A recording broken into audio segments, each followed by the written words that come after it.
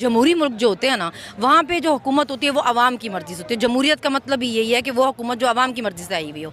हम किसी ऐसे वज़ीर-ए-आज़म को मानते ही नहीं है जो लोटों के मुंतखब करने से आया हो। वो जो कहते हैं जी मैं मुंतखब हूँ, मुंतखब तो है ही नहीं। हमने जिसको वोट दिया था उसको तो आपने 2 नंबरी करके घर भेजा है। आप जिसकी वोटों से आए हैं वो तो उन लोटों को तो हमने इसलिए वोट दिया ही नहीं था कि वो आपको मुंतखब कर लें, उसको इसलिए हम मानते भी नहीं हैं। इस लॉन्ग मार्च को फ्लॉप करने के लिए कभी कोई प्रेस कॉन्फ्रेंस कर रहा है, कभी कोई कर रहा है, उस बारे में क्या कहना चाहेंगे? वो जितनी प्रेस कॉन्फ्रेंस फ्लॉप करने के लिए करते हैं उतने खुद फ्लॉप हो जाते हैं, उतने खुद एक्सपोज हो जाते हैं। तो उससे बेहतर है इतने डेस्परेट ना लगें, इतना ना खुलकर सामने आए कि लोगों को बिल्कुल सब कुछ ही पता चले और कोई पर्दा ही ना रह जाए। तो इतने ना डेस्परेट हो, इतनी कोई क़यामत नहीं आ गई कि एक मार्च भी हो जाएगा। पहले भी 4-4 मार्च होती रही हैं उसकी हुकूमत में, इतनी कोई तबाही नहीं मची जितनी आपको अफरा तफरी पड़ गई है। सुकून करें। अरशद शरीफ शहीद तुझे सलाम। पाकिस्तान की हकीकी आज़ादी का जो सबसे बड़ा शहीद का नाम है वो अरशद शरीफ का लिखा गया है, क्या कहना चाहेंगे? जुल्म है बहुत, किसी इंसान को सिर्फ इसलिए आप मार दें क्योंकि वो सच बोलता है, सवाल करता है आपसे। मतलब 5 बच्चे हैं उसके, कोई शर्म नाम की चीज़ होती है। अपने घर का आखिरी कफील था वो, आखिरी मर्द था, अपनी माँ का आखिरी बच्चा था वो। आपने उसको भी इसलिए मार दिया क्योंकि वो सच बोलता था। जान बचाने के लिए वो इधर उधर भागता रहा, किसी ने सीरियस नहीं लिया। उसने लेटर लिखा, क्यों नहीं उस पर एक्शन हुआ? उस पर 16 FIR हुई थी, किस तरह हुई थी?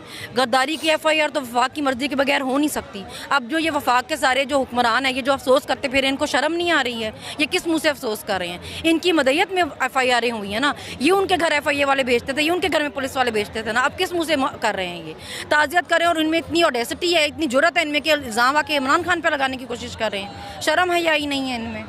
मरीम नवाज़ का भी एक ट्वीट आया था जब अरशद शरीफ शहीद की जो डेड बॉडी है कतर में पहुंची थी, तो उस पर क्या कहना चाहेंगे आप? मैं हमेशा से उनके लिए यही कहती हूँ कि वो बहुत एक क्लासलेस औरत है, उनमें कोई क्लास नहीं है। She has no class.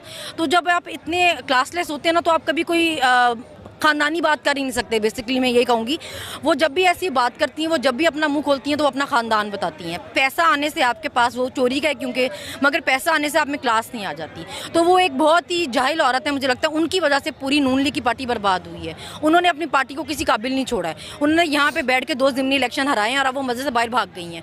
तो वो हमेशा बोंगियाँ मारती हैं, उनकी बोंगियों का नुकसान उनकी पूरी पार्टी उठा रही है। अरशद शरीफ सवाल करते तो क्या समझते हैं, क्या अब कौम सवाल नहीं करेगी? खान साहब से मैं यही कहना चाहूँगी कि कौम जो है ना, बाप पे उनकी नज़र है। कौम की अब आपसे उम्मीद है कि जो सवाल उसने पूछा था अरशद शरीफ ने, कि वो कौन था या वो कौन है, आप उसके नाम अवाम को बताएंगे। जब आप वज़ीर-ए-आज़म बनेंगे, जब आप 2/3 मेजॉरिटी से आएंगे, तो आप वो नाम अवाम के सामने रखेंगे। इनके एहतसाब की रवायत इस मुल्क में शुरू होगी या हमेशा इनको माफिया ही मिलती रहेंगी? कोई नाम लेगा इनका भी कोई नाम लेगा। तो जो भी इसके पीछे था, जिनको भी वो बार बार कर रहा था, उसका नाम आपसे उम्मीद है हमें कि आप नाम बताएंगे। हकीकी आज़ादी का आगाज़ हो चुका है, 8 दिन में इस्लामाबाद पहुंचेंगे, क्या रिजल्ट देख रही हैं आप? देखें, पहले तो जब काफ़ी दिन पहले भी चली थी वो, तो हुकूमत ने फिर भी बर्दाश्त कर ली थी। इस हुकूमत में इतनी जान ही नहीं है, क्योंकि इस्लामाबाद की तो हुकूमत है सिर्फ एक।